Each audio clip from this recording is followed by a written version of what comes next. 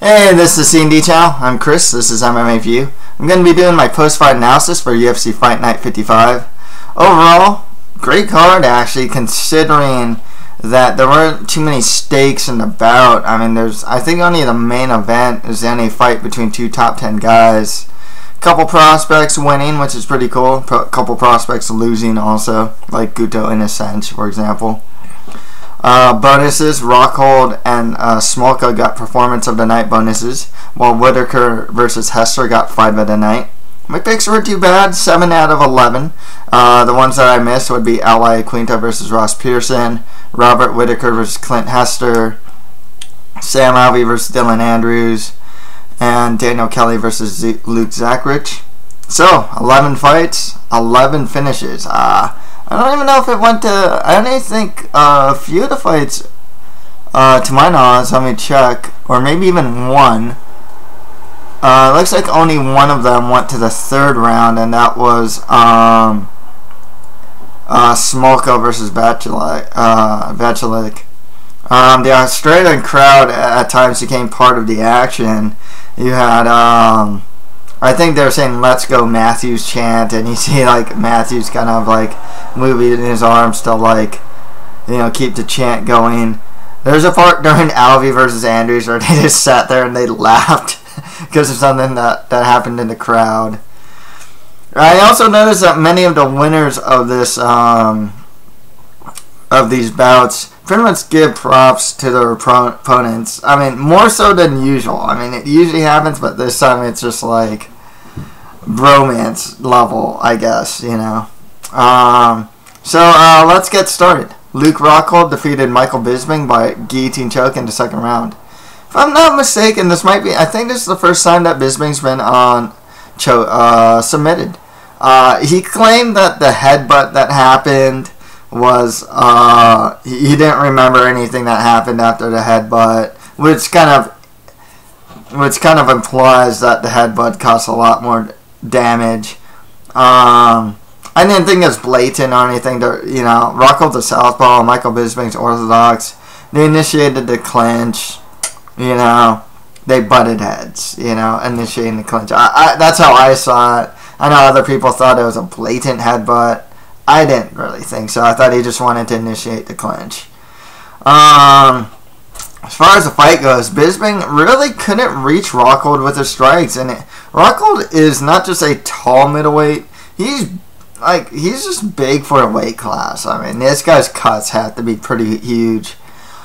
There were good kicks from Rockhold. He also has this like step back right hook that Rockhold uses all the time to great effect. The finish from Rockhold was a one-arm guillotine. It started with two arms, and then he went to mount one-armed and just arches back for the tap out. Good finish. Expected, you know, to be honest with you. Michael Bisping has a pattern of beating like mid-level guys. Some upper, you know, close to upper mid guys like your Brian Stans when he is like top 10, like number 10 or number 9 of the top 10. You know, Alan Belcher, you know, he'll beat certain guys, but once he reaches a certain level of competition, he just can't beat, you know, the Rockholds, the Vitor Belforts. He lost to Sonnen in a fight I thought he won. Lost to Rashad Evans in a really close fight. And he'll get close fights and competitive bouts, but for the most part, he just cannot pass that obstacle, you know. Just fine. He's in his mid-30s now. You know, he can still work the mic really well. Still an interesting fighter. He has relatively good fights, you know. So, you know, when he says he'll be back, yeah, he'll be back, you know. Will he be getting a title shot anytime soon? No. This is pretty much Bisping's last chance to probably get, to really go on a real title run and get that elusive real defined top 10 win, you know, of a guy that's like solidified in the top 10. With that said, I mean, Rockhold is in the running. Middleweight's got a good amount of fighters right now that could easily be the next contender. You know, you got Jacare, Yoel Romero. The winner of Machida versus Dalloway would probably get back into the mix as well. Machida would get back in the mix as well if he beats Dalloway. And if Dalloway wins, he's now in that mix. So Rockhold can get any one of those guys, you know, next. And, there's contenders there for the middleweight title. With Michael Bisping, I think the best fight for him would be Gegard Mousasi, who's coming off the loss to Jacare. I think that makes a lot of sense. If not him, the loser of Tim Bosch versus Talis Leites. Or if you want to go someone pretty high up there with some more name value, the loser, well, Dalloway doesn't have a lot of name value, but he could go with the loser of Machida versus Dalloway as well. Okay, next fight after that, Al Iaquinta defeated Ross Pearson by TKO in the second round. You know, I was actually having a lot of debates about this fight. You know, I picked Ross Pearson. Some of the guys I was debating with were picked Al Iaquinta. You know, unfortunately, I was not correct. But you know, for me, it's all in good fun. It adds more stakes to the fight. You know, it's not just a fight to me anymore. Now it's like, it's kind of like who gets the bragging rights. Unfortunately, I do not get the bragging rights here. And unfortunately, too, if I'm not mistaken, with Al Iaquinta, I think I picked him to win every fight of his in the UFC so far. Including the first fight, including his fight against Michael Chiesa when he first got into UFC. I think I picked him to win every fight of so far in the UFC. And this is the one fight I picked him to lose. And he ended up winning.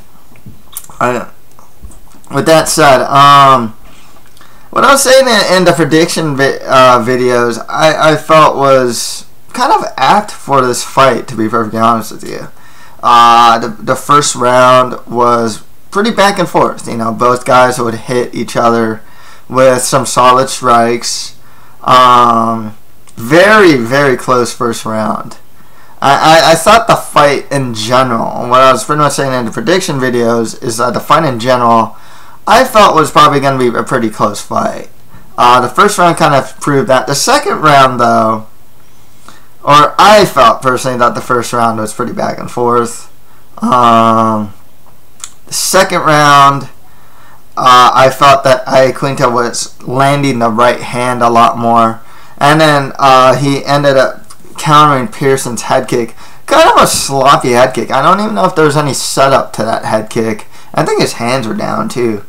Really, you know, and he got countered. I think the one that dropped him was a right hand. Iaquinta swarmed and got arguably the biggest win of his career so far. Arguably. So Iaquinta definitely is gonna, you know, he's a good prospect, training with the right guys.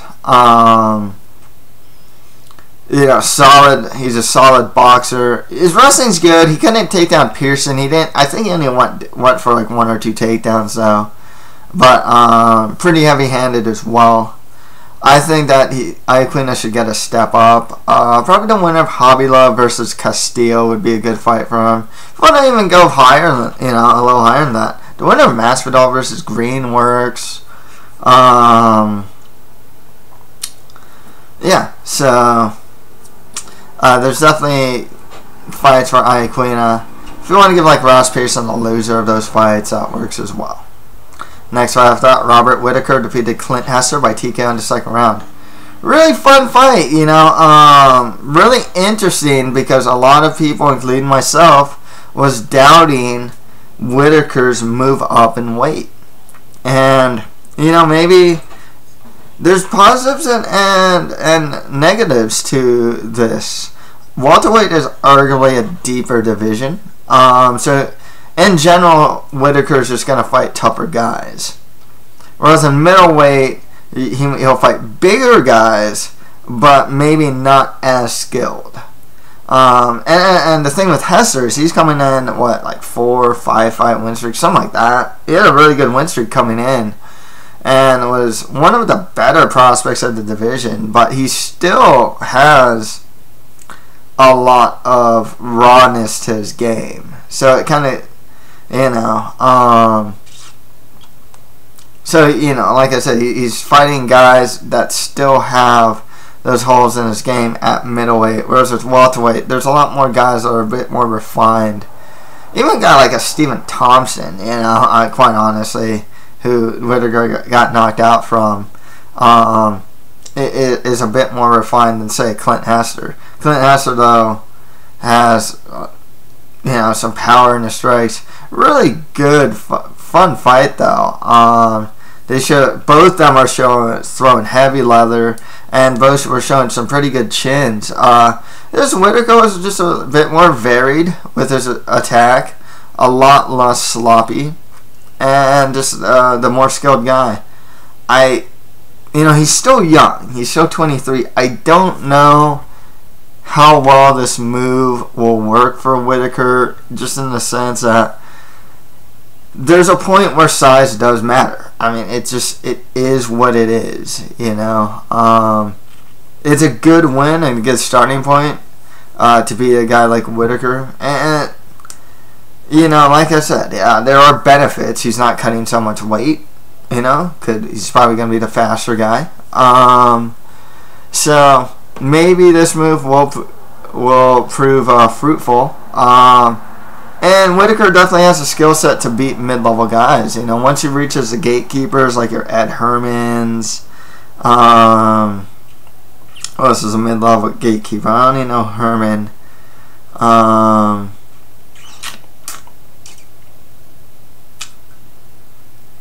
Yeah, I think he's the only like mid-level gatekeeper I can think of at the moment. I know I'm missing a lot of guys. And stuff like that, you know. Well, I think you can beat like guys like that, to be perfectly honest with you. So that's pretty good. As far as getting higher up there, I mean, obviously when you reach, say, Laties, Dalloway, Bosch, those guys, gonna be a little trickier. And then even higher up there are just some really quality guys. But he's still young, you know, 23 years old, improving still. Just more lower for both these guys. Just more lower to mid-tier guys of the division. Next right after that, so Pelele defeated Walt Harris by TKO in the second round. Pelele, you know, he was singing in his post-fight interview. He's quite a character, you know. He had a hard time in that first round, though. He just could not get the takedown on Harris, and I thought Harris was doing better on the stand-up. In the second round, once he got that takedown, once Pelele gets mount, it's like over. I mean, that's usually the case with Pelele all the times. He takes you down, guards you against the cage, gets that takedown, you know, passes the mount, ground and pound, done. That's his game. It's actually working really well in the UFC. He's beating some very low-level guys in general. But he's like a perfect. He's kind of solidified, because when he first came to the UFC, I think he only had like one or two fights. I think it was just one fight against Eddie Sanchez, and you know, he lost that fight. I think he got cut, and then he came back. I didn't really think much about Pelele. I didn't know he'd stay in the UFC, and now it's like, he's a solid low-level gatekeeper. You know. Guys like Jared Rosholt will beat him, and probably some higher level guys that can defend his takedowns. Maybe can take him down himself, and can also get their own takedowns. Probably beat Pelele. But those who can't defend the takedowns are going to get mounted and ground and pounded. That's the way it works with Pelele. And he's definitely got a role in the UFC. It's better than, he's a tough guy, got a good chin. His fights aren't always pretty, but he's effective. And he's a finisher, too. I think Walt Harris will probably stay in the UFC, you know. Athletic guy, heavy-handed, good striker, you know. Decent takedown defense. You know, still a prospect in the division. I think he'll probably stay. But both these guys are some lower to mid-tier guys of the division. For Pelele specifically, I'd probably give him the winner of Hamilton versus Todd Duffy. I think that'd be a good next fight for him. Harris could probably get the loser of that fight.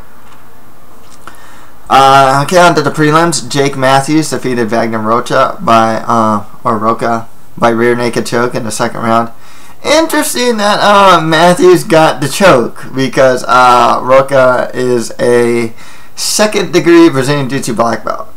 Thing with Matthews, I mean, he's only 20 years old. I don't know if he's turned 21 yet.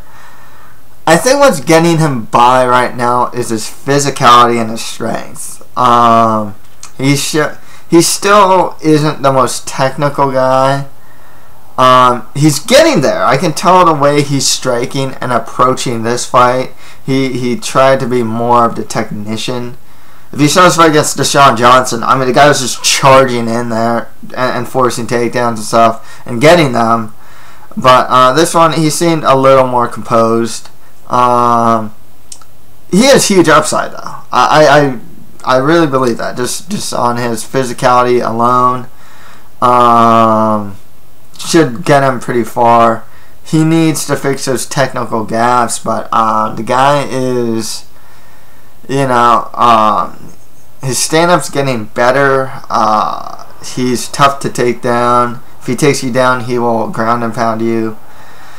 His cardio's not too bad either. So, a lot of upside for Jake Matthews, in my opinion. He's just really raw. He should, I think he should get more Wagner Rocas and whatnot at this point. So, just guys lower level, because he's still a very much a developing prospect. I mean, I think he came into UFC like 5-0, and the UFC, especially with Fight Pass these days, if you look at these like prelims, it's usually the prospect league. This is like, if you look at how Fight Pass is used, it's usually like, oh, the guy's on the Fight Pass prelims. Watch out. There's usually like some like hidden prospect in here that they're trying to build up, and you can give them some to like the lowest level fighters because they have such a big roster now. Colby Covington, he fought some guy who washed out of Ultimate Fighter China, and he just beat up on the guy. And now he's gonna fight some dude from Ultimate Fighter Brazil, who's like only has like 4 fights. It's like they finally have something of their own, their own version of a feeder league through these Fight Pass prelims, because they can just stuff anyone they want, and that's kind of what they do. They stuff anyone they want on Fight Pass prelims. With Roca, I mean, I don't know if he can get wins in the UFC, to be honest with you, unless it's against some really low-level guys. Anyone decent, I think a lot of guys outstrike Roca. If it gets to the ground and Roca's on top, then it can be trouble, but otherwise, probably stay for another fight, just more lower to mid-tier guys of the division for him. Same with Jake Matthews. Next fight after that, Anthony Parash beat Guto Innocence by rear naked choke in the first round. Oh man, Parash, man. What can I say? I'm actually not too bad about picking Anthony Parash fights. It's just there's a level of guy that Anthony Parash can beat and cannot beat, and it's kind of clear. It's getting more clear by today. When he fought like Ryan Bader, I was like, yeah, Ryan Bader's gonna work the guy, and he did. I think I picked Jimmo to beat Parash, and he did. Yeah, I'm pretty sure. But other guys, if you're like lower level light heavyweights, Parash will usually play the same game, and it works really well. He strikes to initiate the clinch, and he is stuck to you like glue once he gets his hands on you. That's the thing, and he's not a great wrestler, but he'll force the takedown. Once he's on top, you're in trouble. He usually tries to take the back and get the rear naked choke. But he'll throw ground and pound. 42 years old, chugging away, solid guy, solid light heavyweight. I thought nothing of the guy when he came into the UFC. Fought Crow Cop at heavyweight, went down to light heavyweight. Didn't think much of him, Had a 3-fight win streak at one point, At his age, he has a role in the UFC. He is good at his role in the UFC. So good for Parash. He's kind of like the to me he's something of a feel good story of the UFC, because he's just a guy that took the fight on short notice, didn't really think much of him, and yeah, he's not gonna ever challenge for a world title. He's probably not gonna even crack the top 10, but he has a role in the UFC now, a defined role, and he'll test the prospects like Guto Inocenc. Maybe he'll beat some of these guys. Maybe he'll lose to some of these guys. So with that said, yeah, I mean, Parash just played his game. Guto Inocenc couldn't get Parash off him. He got ground and pounded. He'd recover half guard. Inocenc would cover half guard. Parash would just get mounts. Look for the back, look to take the back. We're gonna choke. Very much an athlete Parash fight.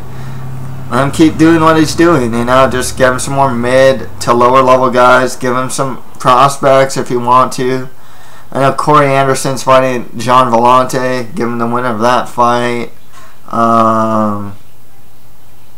Jeez, who's coming off a win?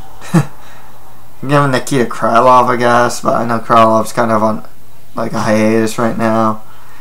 Guto Inocenc, man. 2 losses in a row. His stand-up's really good. He's still only like 28. He's still a prospect.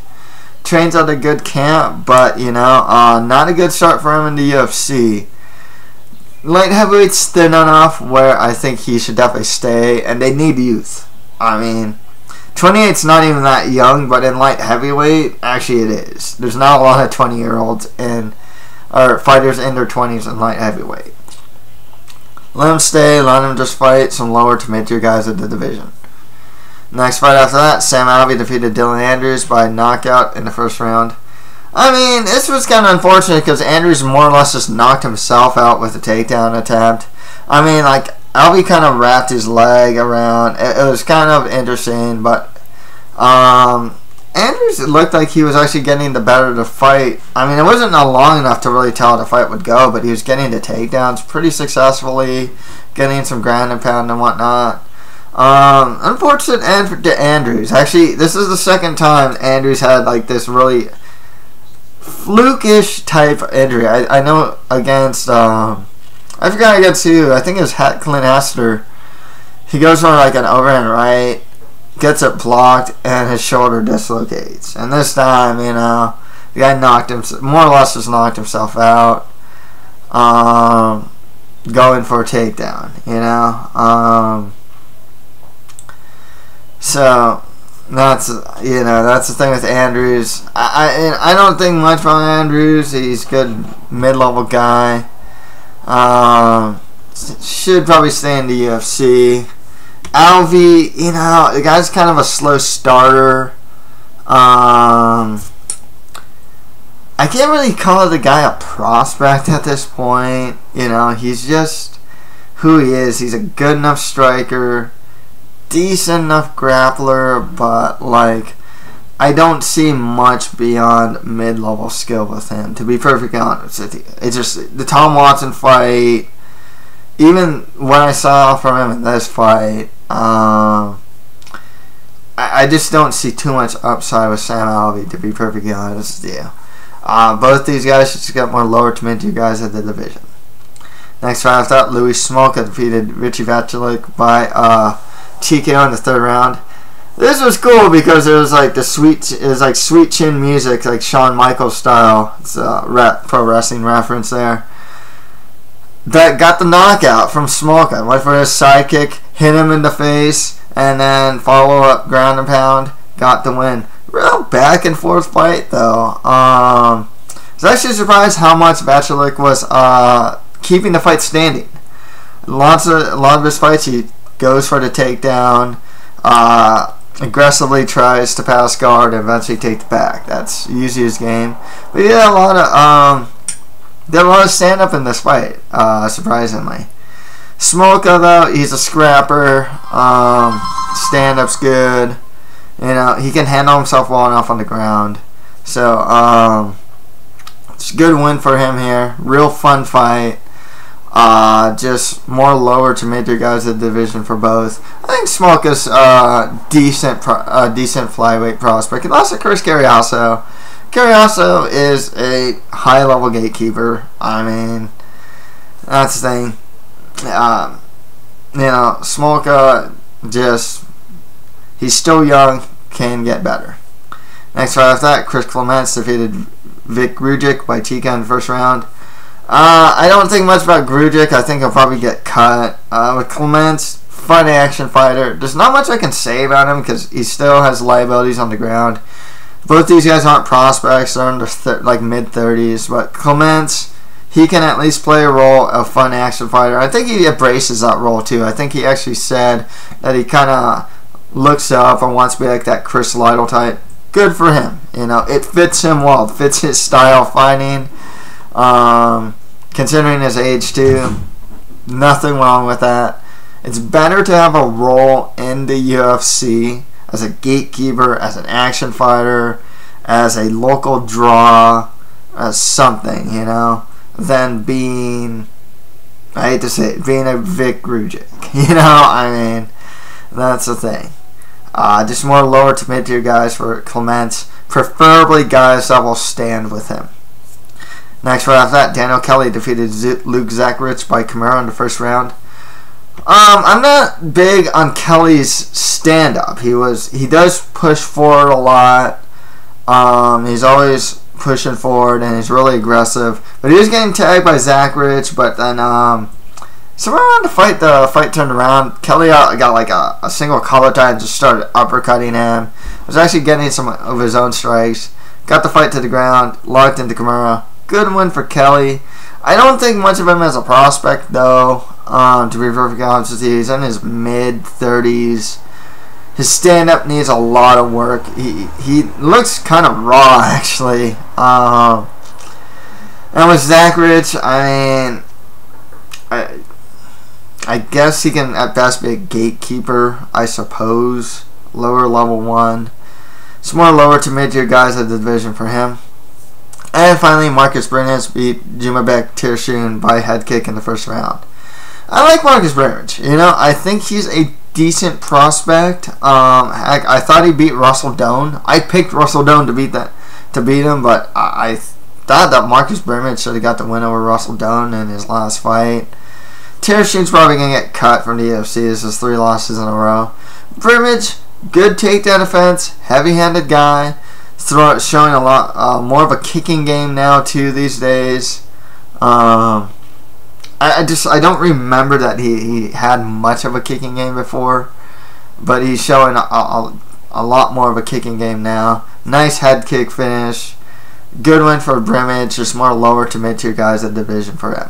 So that's it for my post-fight analysis for UFC Fight Night 55.